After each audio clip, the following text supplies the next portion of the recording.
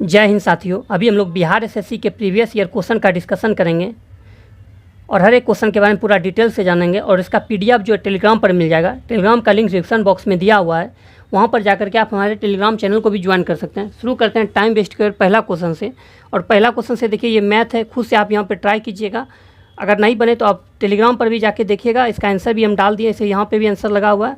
और वहाँ अगर आपको जिस मैथ में प्रॉब्लम हो वो आप कमेंट्स बॉक्स में लिख दीजिए या टेलीग्राम पर लिख दीजिएगा, उसका सॉल्यूशन करके टेलीग्राम पर डाल दिया जाएगा। खुद से आप ये यहाँ पे मैथ पे ट्राई कीजिएगा। सारे के सारे मैथ और रीजनिंग का क्वेश्चन दिया हुआ है, आप देख लीजिए, एक तरफ से दिया हुआ है। यहाँ पे भी आप इसको वीडियो को पॉज करके आप बना सकते हैं, और नहीं तो आप टेलीग्राम पर जा करके बना सकते हैं। इसको पीडीएफ जरूर आपको टेलीग्राम पर मिल जाएगा। पर डे जो सेट का डिस्कशन होता है उसका सारा का सारा पीडीएफ टेलीग्राम पर डे डाल दिया जाता है शाम के 6 बजे तक। तो आप ज़रूर वहाँ पे जाकर के जुड़े, टेलीग्राम चैनल को ज्वाइन कीजिए और उसको देखिए। देखिए सारे के सारे मैथ रीजनिंग है, इसका आंसर भी आपको टेलीग्राम पर मिल जाएगा। मुख्य रूप से हम लोग जीके का भी डिस्कशन करेंगे, आप देख सकते हैं यहाँ पे।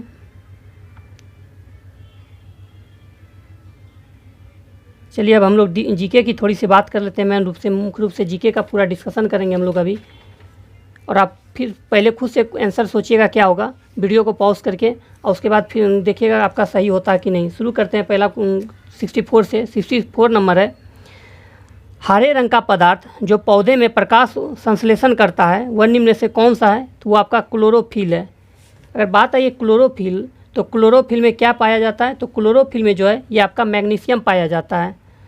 ठीक है, अगला क्वेश्चन है, साइलेंट वैली या मुक घाटी किस राज्य में स्थित है? तो ये केरल में स्थित है। साइलेंट वैली जो है ये आपका केरल में स्थित है। एक आपका फूलों की घाटी चमोली जो है वो आपका उत्तराखंड में स्थित है, ये भी याद रखिएगा। नेक्स्ट क्वेश्चन है, गोवा किस नदी के किनारे स्थित है? तो गोवा जो है ये मांडवी एवं जुआरी नदी के किनारे स्थित है। गोवा में ही आपका एक समान सिविल संहिता भी लागू है। शुष्का छिकोप का मनुष्य में प्रकोप किस विटामिन की कमी से होता है? तो ये आपका विटामिन डी की कमी से होता है। अगर विटामिन डी की बात करें तो इसका रासायनिक नाम जो होता है कैल्सीफेरॉल होता है। रिकेट्स जो है, बच्चों में रिकेट्स की जो होता है बीमारी, वो विटामिन डी की कमी से होता है। और वयस्क यानी अधिक उम्र वाले व्यक्तियों में ऑस्टियोमलेशिया रोग होता है, वो भी विटामिन डी की कमी से होता है। बच्चों में रिकेट्स होता है और बड़े में होता है ऑस्टियोमलेशिया, जो कि विटामिन डी की कमी से होता है। और विटामिन डी जो है ये सूर्य के रोशनी प्रकाश में उपस्थित जो पराबैंगनी किरण है, इससे त्वचा को कोलेस्ट्रॉल की सहायता प्राप्त होती है। और विटामिन डी का जो मुख्य स्रोत है वो आपका मछली का यकृत जो तेल होता है वो होता है। नेक्स्ट है, प्रोटीन ऊर्जा का कुपोषण का परिणाम है, ये आपका ब्लास्ट है, यह मरासमस है। अगला क्वेश्चन है, निम्नलिखित में से किस स्थान पर जी गुरुत्वाकर्षण का मान सर्वाधिक होता है? तो ये आपका अंटार्कटिका पर जो होता है जी का मान सबसे अधिक होता है। अगर जी का मान बात करें, छोटी जी का मान, तो ये होता है 9.8 मीटर प्रति सेकेंड स्क्वायर। 9.8 मीटर प्रति सेकेंड स्क्वायर होता है। और इसकी खोज हेनरी कैवेंडिश ने किए थे। अगला क्वेश्चन है, शरीर के किस अंग की खराबी से मधुमेह रोग का प्रकोप होता है? ये आपका ऑप्शन बी हो जाएगा, पेंक्रियास या अग्नाशय से होता है। अगर बात करें अग्नाशय में जो इंसुलिन का जो अधिक स्राव हो जाता है, इससे मधुमेह बीमारी होता है। वहीं अगर बात करें इंसुलिन की खोज किसने किया था? बेटिंग एंड बेस्ट ने किए थे 1921 ईस्वी में। नेक्स्ट क्वेश्चन है, इबोला क्या है? इबोला जो ये एक वायरस है। ठीक है, अगला क्वेश्चन देखिए, घेघा रोग आयोडीन की कमी से होता है, यह निम्न में से किस क्षेत्र में व्याप्त हो सकता है? तो घेंघा रोग जो है ये आपका पहाड़ी क्षेत्र में मुख्य रूप से होता है। घेंघा रोग जो ये जान रहे हैं, क्वेश्चन में लिखा हुआ है, ये आयोडीन की कमी से होता है। नेक्स्ट क्वेश्चन है, विटामिन ए मुख्यतः कहाँ संग्रहित होता है? ये आपका यकृत में। विटामिन ए जो है यकृत में संग्रहित होता है। पित्त का स्राव भी जो होता है ये यकृत में ही होता है। और पित्त जो जमा होता है वो पित्ताशय में होता है। अगला क्वेश्चन है, मादा क्यूलेक्स मच्छर निम्नलिखित में से किस रोग की वाहक है? तो ये आपका फाइलेरिया रोग का वाहक है मादा क्यूलेक्स मच्छर। नेक्स्ट क्वेश्चन है, समदाब रेखाएं निम्नलिखित में से किसको प्रदर्शित करती है? तो आपको समान वायुमंडलीय दाब को प्रदर्शित करती है।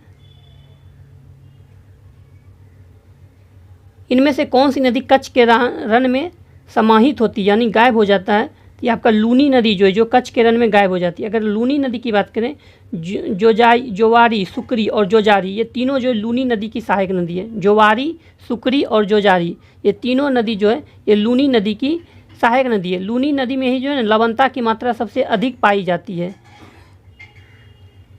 अगला क्वेश्चन है, थायराइड ग्रंथि कहाँ, थायराइड ग्रंथि का स्थान कहाँ है? तो ये आपका हो जाएगा गला में। थायराइड ग्रंथि का स्थान जो है ये गला में होता है। अगला क्वेश्चन की बात करते हैं। नेक्स्ट क्वेश्चन है 78, साधारण नमक का रासायनिक नाम इनमें से क्या है? तो सोडियम क्लोराइड है साधारण नमक का, और इसका जो है NaCl होता है, इसका केमिकल फार्मूला हो जाता है NaCl होता है। अगर वहीं बात करें सोडियम कैल्शियम कार्बोनेट की अगर बात करें, तो इसका जो केमिकल फार्मूला होता है CaCO3 होता है। अगर वहीं बात करें सोडियम कार्बोनेट की, तो इसका जो केमिकल फार्मूला होता है ये आपका Na2CO3 10H2 होता है। Na2CO3 Na2CO3 10H2 होता है। और इसको जो है ना धोने का सोडा के नाम से जाना जाता है कैल्शियम कार्बोनेट को। तारों का रंग निर्भर करता है, तो ये जो है उसके ताप पर निर्भर करता है। तारों का रंग जो निर्भर करता है उसके ताप पर निर्भर करता है।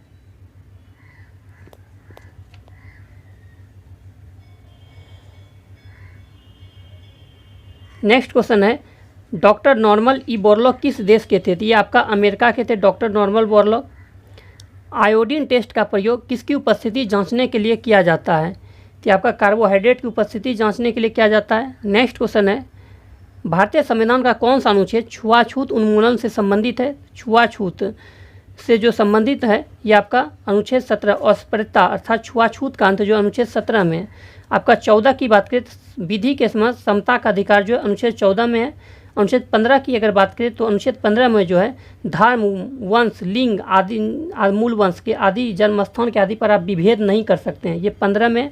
उपाधि का अंत जो अनुच्छेद 18 में उपाधियों का अंत का वर्णन है ये आपका अनुच्छेद 18 में। इसमें कौन सा उपाधि जो वंशानुगत उपाधि है ये सब समाप्त कर दिया गया, बाकी भारत रत्न ये सब तो दिया ही जाता है। नेक्स्ट है, प्लास्टर ऑफ पेरिस का रासायनिक नाम क्या है? ये आपका कैल्शियम सल्फेट है। प्लास्टर ऑफ पेरिस का रासायनिक नाम जो है ये कैल्शियम सल्फेट है। Calcium sulphate hemihydrate. Next question है, निम्नलिखित गौ प्रजातियों में कौन सी प्रजाति देसी नहीं है? तो जो है ये आपका हॉल्स्टन फ्रीजियन प्रजाति ये जो है देसी प्रजाति नहीं है। नेक्स्ट क्वेश्चन की बात करें, बिहार पंचायती राज अधिनियम में ग्राम पंचायत की अवधि 5 वर्षों की निर्धारित है। इसकी गणना जो होता है ये बी नंबर हो जाएगा। पंचायत की पहली बैठक की तिथि से की जाती है। राज्यसभा के संदर्भ में निम्नलिखित में से कौन सा कथन सही है? देखिए सही क्या है यहाँ पे, सही सी नंबर आपका राज्य सूची के किसी विषय पर संसद कानून बना सकती है अगर राज्यसभा 2/3 बहुमत से पारित करे कि राज्य सूची का जो है ये आपका संदर्भगत विषय राष्ट्रीय महत्व का हो गया हो।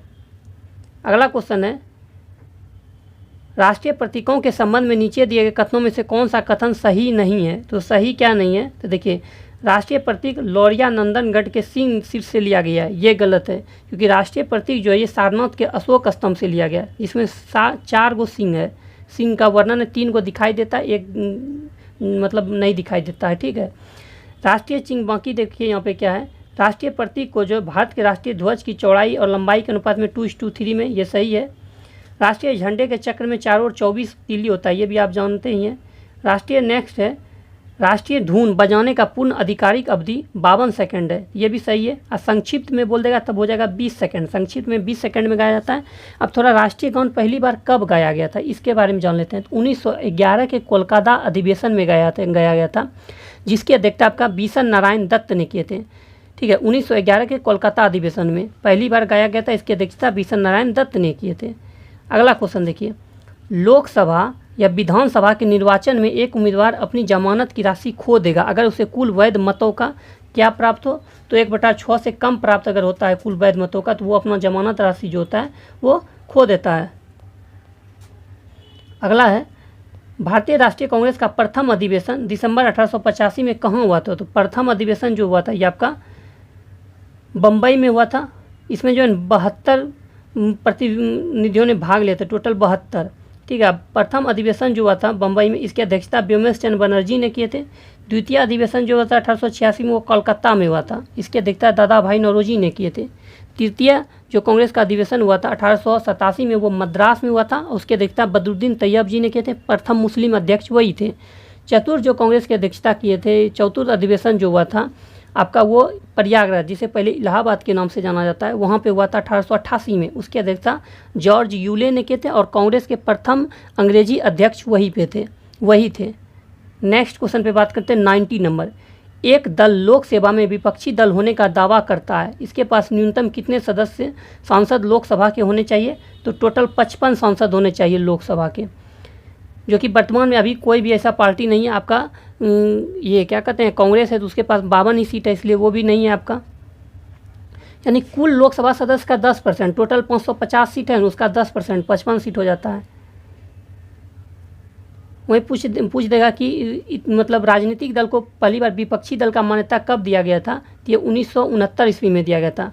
अब प्रथम विपक्षी दल के नेता कौन थे? ये राम शुभंग सिंह। देखिए एक बार ये भी कई बार एग्जाम में पूछा गया कि प्रथम विपक्षी दल के नेता कौन थे, वो आपका राम शुभंग सिंह थे, ये भी याद रखिएगा। अगले क्वेश्चन पे हम लोग बात करते हैं। ग्राम पंचायत का कोई सदस्य हस्तलिखित आवेदन मुखिया को समर्पित कर त्यागपत्र दे सकता है। आवेदन समर्पित करने के कितने दिनों बाद त्यागपत्र प्रभावी माना जाएगा? ये आपका 7 दिनों के बाद माना जाएगा, ऑप्शन ए।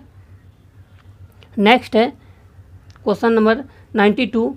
भारत में स्वतंत्रता के बाद प्रथम आम चुनाव कब संपन्न हुए थे? तो ये आपका 1952 में प्रथम आम चुनाव संपन्न हुआ था।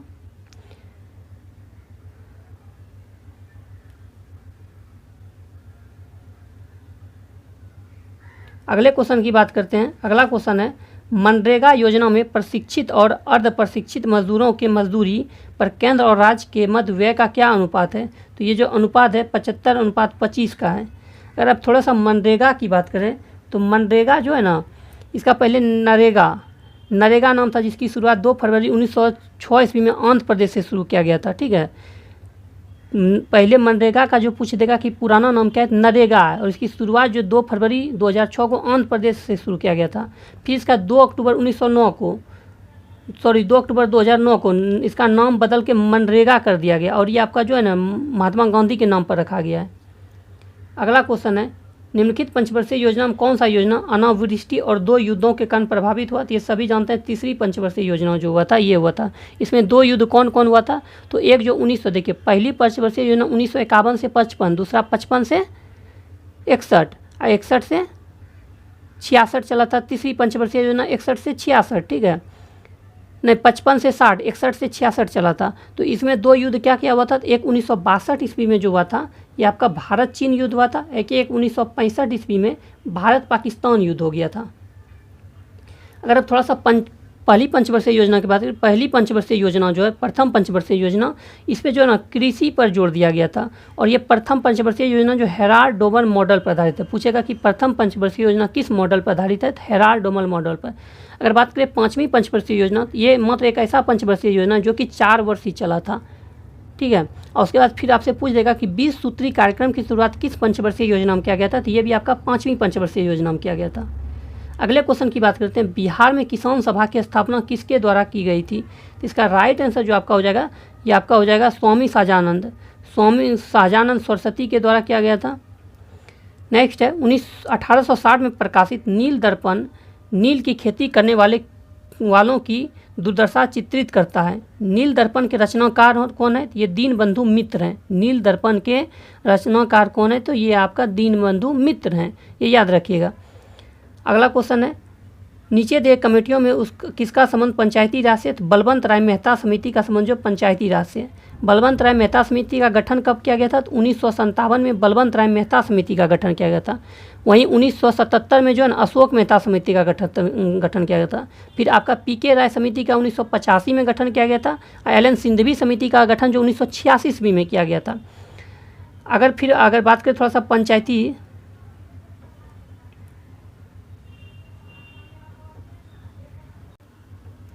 अगर बात करें पंचायती राज की, तो पंचायती राज दिवस कब मनाया जाता है? तो ये 24 अप्रैल को मनाया जाता है। ये भी आप याद रखिएगा, 24 अप्रैल को मनाया जाता है। नेक्स्ट है सामुदायिक विकास कार्यक्रम का सार था, तो ये क्या था? तो ये आपका था लोक भागीदारी। द्रोणाचार्य पुरस्कार किस क्षेत्र में दिया जाता है? क्रीड़ा प्रशिक्षण, यानी खेल प्रशिक्षण जो देते हैं उन्हीं को दिया जाता है। क्रिकेटर या जो भी खेल के गुरु होते हैं उन्हीं को दिया जाता है अच्छा प्रशिक्षण देने के लिए। फिर अब बात पूछ देगा एग्जाम की, द्रोणाचार्य पुरस्कार की शुरुआत कब किया गया था? तो इसकी शुरुआत जो है 1985 ईस्वी में किया गया था। 1985 ईस्वी में द्रोणाचार्य पुरस्कार की शुरुआत किया गया था। ठीक है, जो बेहतर कोच होते हैं उनको दिया जाता है। फिर थोड़ा सा अगर हम बात करें कि मेन रूप से अर्जुन पुरस्कार की शुरुआत कब किया गया था, तो अर्जुन पुरस्कार की शुरुआत जो है ना, ये आपका 1961 ईस्वी में किया गया था अर्जुन पुरस्कार की शुरुआत। ये भी आप याद रखिएगा। अगले क्वेश्चन की बात करते हैं। राष्ट्रीय खेल दिवस 29 अगस्त को मनाया जाता है, यह निम्नलिखित में से किससे संबंधित है? तो मेजर ध्यानचंद हो जाएगा। मेजर ध्यानचंद के जन्म दिवस पर ये जो है ना 29 अगस्त को राष्ट्रीय खेल दिवस मनाया जाता है। ठीक है, अब मेजर ध्यानचंद की बात करें तो इनको जो है ना हॉकी का जादूगर भी कहा जाता है, मेजर ध्यानचंद को ही। अगर फिर बात कर लें कि राष्ट्रीय खेल दिवस तो 29 अगस्त को मनाया जाता है, फिर आपसे एग्जाम में पूछ देगा, पूछ ही क्या देगा, कई बार एग्जाम में आ चुका है। हम लोग डेली एग्जाम देते रहते हैं, बराबर एग्जाम देते रहते हैं, डेली नहीं बराबर एग्जाम देते हैं। तो देखते हैं उसमें कि अंतर्राष्ट्रीय खेल दिवस कब मनाया जाता है। ये आपका 6 अप्रैल को मनाया जाता है। 6 अप्रैल को जो अंतर्राष्ट्रीय खेल दिवस, ये भी याद रखिएगा। राष्ट्रीय खेल दिवस 29 अगस्त को, अंतर्राष्ट्रीय खेल दिवस 6 अप्रैल को। नेक्स्ट थोड़ा सा अगर ऑप्शन डी की बात करें तो सरोजनी नायडू, ये अगर इनके बारे में कहते हैं, इनके जन्म दिवस पर 13 फरवरी को जो राष्ट्रीय महिला दिवस भी मनाया जाता है। ये भी आप याद रखिएगा। और सरोजनी नायडू तो जानते ही उत्तर प्रदेश की प्रथम महिला राज्यपाल थी, इसलिए इन्हें भारत की प्रथम महिला राज्यपाल भी कहा जाता है, थी, क्योंकि प्रथम महिला राज्यपाल यही थी, उत्तर प्रदेश से बनी थी। फिर इनके एक पुस्तक का नाम है ब्रोकन विंग्स और गोल्डन थ्रेशोल्ड। पूछ देगा आपसे एग्जाम में कि ब्रोकन विंग्स और गोल्डन थ्रेशोल्ड पुस्तक के लेखक कौन है? तो CK नायडू यानी सरोजनी नायडू है।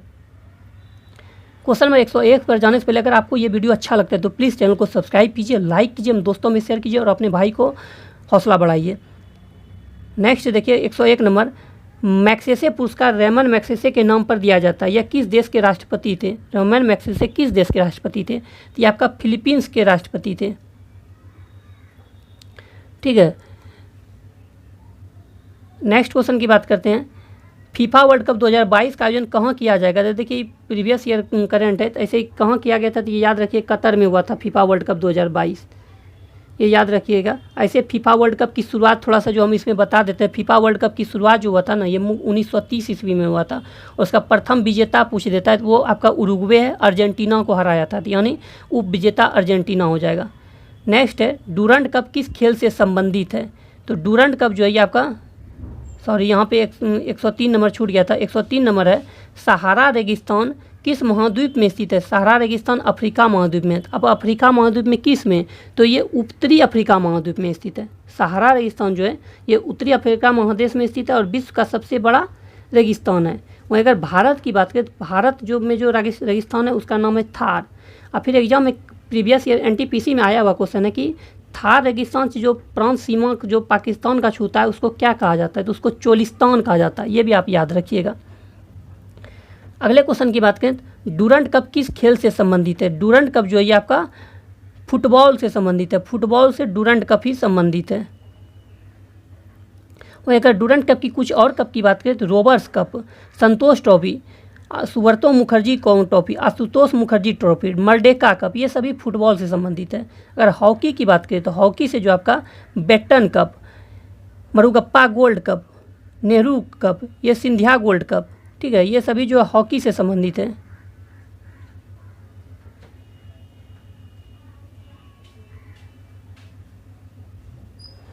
अगला क्वेश्चन की बात करते हैं। अगला क्वेश्चन है, निम्न में से किसे वर्ष 2014 का शांति का नोबेल पुरस्कार में दिया गया था? ये देखिए, ये याद रखिए, कैलाश सत्यार्थी को मिला था 2014 में। बाकी बिहू किस राज्य का लोक नृत्य है? तो बिहू जो है ये असम का लोक नृत्य है। बिहू आपका असम का लोक नृत्य है। ऑप्शन नंबर ए हो जाएगा। अगर बात करें पश्चिम बंगाल का, तो पश्चिम बंगाल को जो है एक हाल में गंगा सागर मेला कहाँ मनाया गया था? एग्जाम में कई बार ऐसे आ गया, करंट का क्वेश्चन है इसलिए बता रहे हैं। तो ये पश्चिम बंगाल में, ऐसे पश्चिम बंगाल का लोक नृत्य जो है ये यात्रा, बाउल, कीर्तन, ये सब पश्चिम बंगाल का ही लोक नृत्य है। नेक्स्ट क्वेश्चन की बात करते हैं, पेरू की राजधानी क्या है? तो पेरू की राजधानी जो है ये आपका लीमा है। ऑप्शन नंबर सी हो जाएगा। चेरनोबिल परमाणु ये संयंत्र जो अब बंद है, कहाँ पर है? तो ये यूक्रेन में है। काफ़ी चर्चा में रहा अभी जो भारत यूक्रेन युद्ध हो रहा है, चेरनोबिल परमाणु संयंत्र यूक्रेन में ही है। अगर बात करें थोड़ी सा तो यूक्रेन का, तो अभी हाल में जो है ना भारत सरकार के द्वारा यूक्रेन में फंसे भारतीयों को निकालने के लिए कौन सा ऑपरेशन चलाया गया था? तो देखिए हम बताते हैं, ऑपरेशन गंगा। ऑपरेशन गंगा जो है ना ये चलाया गया था आपका यूक्रेन से निकालने के लिए। ऑपरेशन देवी शक्ति चलाया गया था अफगानिस्तान से निकालने के लिए। ऑपरेशन करुणा चलाया गया था म्यांमार से निकालने के लिए। ऑपरेशन कावेरी निकाला गया था सूडान में फंसे व्यक्तियों को निकालने के लिए। और तुर्की जो और सीरिया में जो मतलब भूकंप आया था, इसके लिए ऑपरेशन दोस्त चलाया गया था। ये सारा चीज़ आप नोट कर लीजिएगा अगर। अगला क्वेश्चन है, जापान की मुद्रा क्या है? तो जापान की मुद्रा जो ये येन है, येन है, आप याद रखिएगा। अगर दिहरम की बात कर लें तो दिहरम जो है ये मोरक्को की मुद्रा दिहरम है, ये भी याद रखिएगा। क्रोनर ये क्रोन हो जाएगा। क्रोन जो ये ग्रीनलैंड की मुद्रा क्रोन है। और ये युआन की बात करें तो ये आपका हो जाएगा ये यूरोपियन यूरो जो इसी सब का मुद्रा का नाम है। अगला क्वेश्चन है, निम्न में से किस चक्रवात ने भारत के पूर्वी तट को प्रभावित नहीं किया? देखिए ऐसे इसको करंट अफेयर का है, ऐसे याद रखें नीलफोर। 10 टू पाकिस्तान पुस्तक निम्न में से किसने लिखा है? तो ये आपका हो जाएगा खुशवंत सिंह। 10 टू पाकिस्तान पुस्तक के लेखक खुशवंत सिंह है। और मुल्कराज आनंद की बात करें तो मुल्कराज की आनंद के द्वारा जो लिखा गया पुस्तक काफ़ी चर्चा में रहा है, तो वो कुली नेशन जो कुली जो है इसके लेखक मुल्कराज आनंद है। कुली पुस्तक के लेखक कौन है? ये हो जाएगा मुल्कराज आनंद। विंग्स ऑफ फायर पुस्तक के लेखक कौन है? तो ये आपका हो जाएगा अब्दुल कलाम आज़ाद। अब्दुल कलाम आज़ाद जो कि भारत के राष्ट्रपति रहे हैं, इन्हीं के पुस्तक का नाम है विंग्स ऑफ फायर। ठीक है, ये याद आप रखिएगा। Ignited minds, wings of fire, ये दोनों पुस्तक एपीजे अब्दुल कलाम आज़ाद की है। और इनको जो भारत रत्न मिला था 1997 ईस्वी में भारत रत्न भी दिया गया। तो ऐसा अगर बात करें अब्दुल कलाम आज़ाद की, तो अब्दुल कलाम आज़ाद के द्वारा जो पुस्तक लिखा गया पत्रिका वो है अल हिलाल अल बगाल गुब्बारे खातिर इंडिया विंस फ्रीडम पुस्तक के लेखक अब्दुल कलाम आज़ाद हैं। और इन्हीं के जन्म दिवस पर जो है 11 नवंबर को राष्ट्रीय शिक्षा दिवस जो मनाया जाता है, ये अब्दुल कलाम आज़ाद जी के जन्म दिवस पर ही मनाया जाता है। अगले क्वेश्चन की अगर बात करें, भारत एक खोज पुस्तक अहमदनगर किला जेल में कारावास के दौरान लिखी गई थी। तो भारत एक खोज के लेखक कौन है ये आपको बताना। इसका राइट आंसर हो जाएगा जवाहरलाल नेहरू। इसका राइट आंसर जो हो जाएगा ये हो जाएगा आपका जवाहरलाल नेहरू हो जाएगा।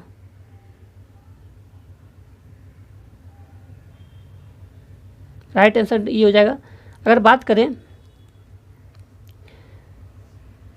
अगले क्वेश्चन की, अगला क्वेश्चन है कौन सा देश sugar bowl of the world के रूप में जाना जाता है? तो ये आपका राइट आंसर हो जाएगा क्यूबा। क्यूबा जो है sugar bowl of the world के रूप में जाना जाता है। अगला क्वेश्चन है जल का घनत्व किस तापमान पर अधिकतम होता है? जल का घनत्व जो अधिकतम होता है ये 4 डिग्री सेल्सियस पर अधिकतम होता है। 4 डिग्री सेल्सियस पर जल का घनत्व जो होता है ये अधिकतम होता है 4 डिग्री सेल्सियस पर। जल का थोड़ा सा जल की बात करें, जल का सूत्र क्या होता है? जल का जो होता है केमिकल फॉर्मूला ये होता है H2O। H2O होता है जल का, और भारी जल का होता है D2O। अगले क्वेश्चन की बात करते हैं। अगला क्वेश्चन है संयुक्त राष्ट्र संघ का गठन किस वर्ष किया गया था? ये आपका संयुक्त राष्ट्र संघ का गठन जो किया गया था ये 1945 में किया गया था। 1945 में संयुक्त राष्ट्र संघ का स्थापना हुआ था 24 अक्टूबर 1945 को। द्वितीय विश्व युद्ध के बाद हुआ था, इसलिए 24 अक्टूबर को ना यूएनओ दिवस भी मनाया जाता है, संयुक्त राष्ट्र दिवस भी मनाया जाता है। भारत की आज़ादी के समय भारत के वायसराय कौन थे? तो ये आपका राइट आंसर हो जाएगा लॉर्ड माउंटबेटन। लॉर्ड माउंटबेटन जो है भारत का वायसराय थे। अगर बात करें, देखिए हम थोड़ा सा आपको पूरा डिटेल में इसके बारे में बता देते हैं। पूछ देगा कि भारत का प्रथम गवर्नर जनरल कौन था? तो हो जाएगा लॉर्ड विलियम बेंटिंक। भारत का अंतिम गवर्नर जनरल कौन था? तो लॉर्ड कैनिंग। भारत का प्रथम वायसराय कौन था? तो लॉर्ड कैनिंग।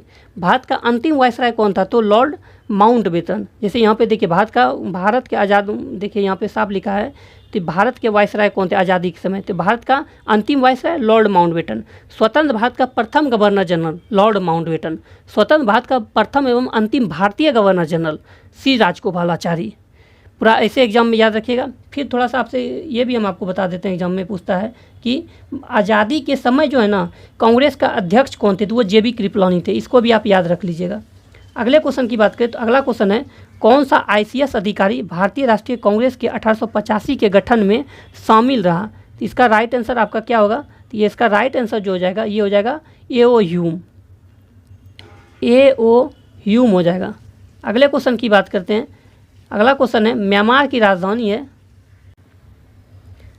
क्वेश्चन नंबर 119 है, म्यांमार की राजधानी क्या है? तो ये आपका है न्यू पैताब। न्यू पैताब है म्यांमार की राजधानी। अगर म्यांमार की बात करें तो म्यांमार से जो भारत का राज्य लगता है, ये सीमा ये टोटल 4 राज्य का लगता है। कौन कौन? अरुणाचल प्रदेश, नागालैंड, मणिपुर, मिजोरम, ये चारों सीमा राज्य का म्यांमार से लगता है। फिर आपसे एग्जाम में पूछ देगा कि म्यांमार से लगा भारत का सबसे लंबा राज्य वाला सीमा कौन सा है? तो वो हो जाएगा अरुणाचल प्रदेश।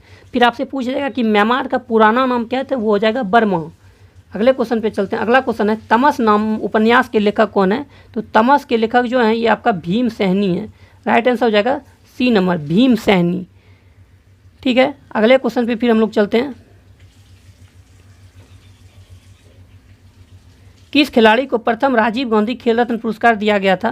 तो ये आपका विश्वनाथ आनंद को दिया गया था। विश्वनाथ आनंद को ही राजीव गांधी खेल रत्न पुरस्कार दिया गया था। शतरंज का मतलब खिलाड़ी जो है ये विश्वनाथ आनंद ही हैं।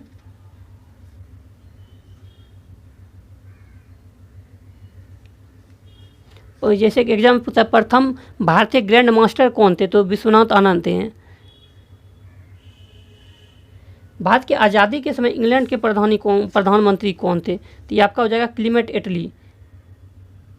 भारत की आज़ादी के समय जो इंग्लैंड का प्रधानमंत्री था वो क्लीमेट एटली था। किस पार्टी से? तो लेबर पार्टी से। फिर आपसे पूछ देगा कि भारत की आज़ादी के समय कौन था? क्लीमेट एटली। 1857 की क्रांति के समय इंग्लैंड का प्रधानमंत्री कौन था? तो पॉमस्टन। किस पार्टी से? लिबरल पार्टी से। तीनों गोलमेज सम्मेलन के समय इंग्लैंड का प्रधानमंत्री कौन था? Winston Churchill. Sorry Ramsay MacDonald. तीनों गोलमेज सम्मेलन के समय इंग्लैंड का प्रधानमंत्री कौन था? तो रैमजे मैकडोनाल्ड। ये भी आप याद रखिएगा। फिर आपसे पूछ देगा कि द्वितीय विश्व युद्ध के समय इंग्लैंड का प्रधानमंत्री कौन था? तब हो जाएगा विंस्टन चर्चिल। एक बार हम फिर से दोहरा देते हैं आपसे कि 1857 की क्रांति के समय इंग्लैंड का प्रधानमंत्री कौन था? तो पॉमस्टन था। ठीक है, तीनों गोलमेज सम्मेलन के समय इंग्लैंड का प्रधानमंत्री कौन था? पॉमस्टन था। द्वितीय विश्व युद्ध के समय इंग्लैंड का प्रधानमंत्री कौन था? तो विंस्टन चर्चिल था। भारत की आज़ादी के समय इंग्लैंड का प्रधानमंत्री कौन था? तो क्लीमेट एटली था। अगले क्वेश्चन पे, भारतीय रिजर्व बैंक के वर्तमान गवर्नर कौन है? देखिए ये प्रीवियस ईयर है, मतलब करंट है, ये गलत हो जाएगा। इसे आप याद रख लीजिए कि वर्तमान में जो है ना भारतीय रिजर्व बैंक के गवर्नर है वो शक्तिकांत दास हैं, 25वें नंबर का। अब थोड़ा सा हम लोग RBI की बात कर लेते हैं। RBI का जो गठन हुआ था 1 अप्रैल 1935 को हुआ था। RBI का जो राष्ट्रीयकरण हुआ है 1 जनवरी 1949 ईस्वी को हुआ है। RBI के प्रथम गवर्नर, RBI का हेड क्वार्टर का मुख्यालय तो ये मुंबई में। RBI के प्रथम गवर्नर कौन थे? सर ऑसबोर्न स्मिथ थे। RBI के प्रथम भारतीय गवर्नर कौन थे? CD देशमुख थे। RBI के 14 बैंकों को राष्ट्रीयकरण जब हुआ था उस समय कौन गवर्नर थे? तो LK झा के समय में हुआ था। फिर भी याद रखिएगा आप, उसके साथ आप याद रखिएगा कि वित्तीय वर्ष कब से कब होता है? 1 जुलाई से 30 जून तक होता है। ये भी याद रख लीजिएगा आप। अगले क्वेश्चन पे हम लोग बात करते हैं, भारतीय राष्ट्रीय महिला आयोग की वर्तमान अध्यक्ष कौन है? ये भी करंट पिछला है, ललिता कुमार मंगलम। ये गलत हो जाएगा, इसका मत याद रखिए। वर्तमान में जो है ना राष्ट्रीय महिला आयोग का अध्यक्ष वो रेखा शर्मा, ये आप रखिएगा जरूर याद। वर्तमान में राष्ट्रीय महिला आयोग का जो अध्यक्ष है वो रेखा शर्मा है। और राष्ट्रीय महिला आयोग का गठन जो हुआ था ये 1992 ईस्वी में हुआ था, इसको याद रख लीजिएगा। भारत और चीन के बीच पंचशील समझौता कब हस्तांतरित हुआ? इसका राइट आंसर हो जाएगा 1954 ईस्वी में।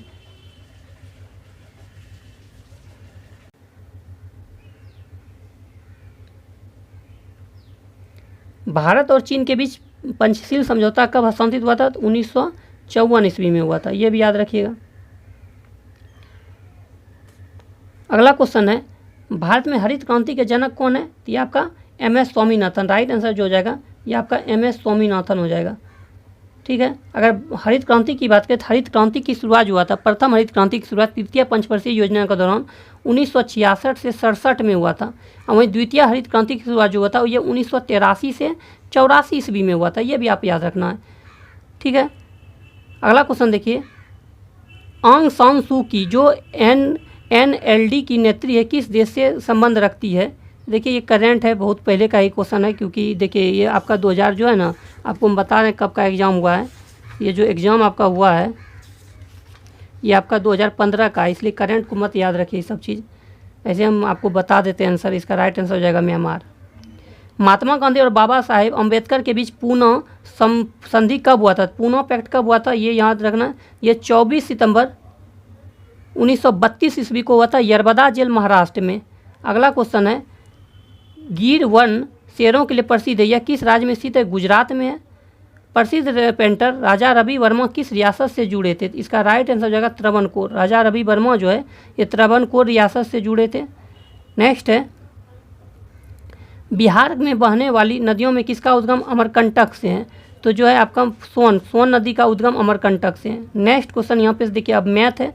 मैथ आप खुद से बनाइएगा। अगर आपसे नहीं बने तो आप ज़रूर टेलीग्राम चैनल को ज्वाइन कीजिए और टेलीग्राम पर लिखिए कि ये सवाल मुझसे नहीं बनाती है, मैं बना के सोल्यूशन कर दूंगा, तुरंत डाल देंगे पर डे। अभी सुबह में हमने पूरा मैथ रीजनिंग को एक तरफ से देखा कि कोई भी गलत तो नहीं है, खुद से बनाया, इसलिए आप ज़रूर देखा कीजिए इसको।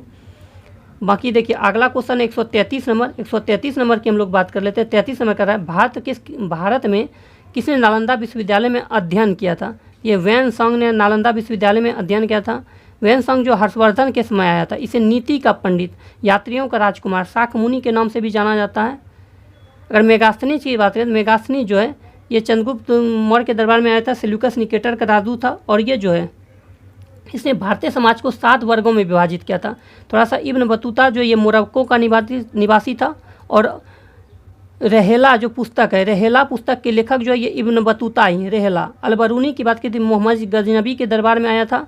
ठीक है, और किताबुल हिंद पुस्तक के लेखक अलबरूनी ही है। अगला क्वेश्चन है, पूर्ण स्वराज का संकल्प कांग्रेस के कब पारित किया गया था? तो 1929 के अधिवेशन में। कांग्रेस के 1929 के लाहौर अधिवेशन में हुआ था। 1929 का लाहौर अधिवेशन में पूर्ण स्वराज की मांग हुई थी। वहीं बोलेगा स्वराज शब्द का प्रयोग सबसे पहले किसके द्वारा किया गया था? दयानंद सरस्वती के द्वारा। स्वराज शब्द की मांग स्वराज शब्द की मांग कांग्रेस के किस अधिवेशन में किया गया था? तो 1906 के लाहौर कोलकाता अधिवेशन में, जिसके दादा भाई नौरोजी ने किए। अब पूर्ण स्वराज की मांग कब हुआ था? तो 1929 के लाहौर अधिवेशन में। एकदम से पूरा डिटेल में याद रखना है मेरे भाई। नेक्स्ट देखिए, यहाँ से मैथ है अब आपका। और प्लीज़ आपको ये वीडियो अच्छा लगे चैनल को सब्सक्राइब कीजिए, लाइक कीजिए, क्योंकि देखिए काफ़ी मेहनत करना पड़ता है इसका एक वीडियो के पीछे। तो अपने भाई को प्लीज़ मोटिवेट कीजिए। बाकी सारा का सारा मैथ देखिए, रीजनिंग अगर आपसे नहीं बने, देखिए हम सब ने सुबह हम बनाए हैं, इसलिए कहीं भी आंसर गलत नहीं है। सारा आंसर हम चेक किए हैं खुद से बना के, और इसका आंसर भी हम टेलीग्राम पर डाल देंगे, तो आप टेलीग्राम पर देख लीजिएगा जाके। मिलता है नेक्स्ट वीडियो में। वीडियो अच्छा लगे चैनल को सब्सक्राइब कीजिए, लाइक कीजिए, दोस्तों में शेयर कीजिए।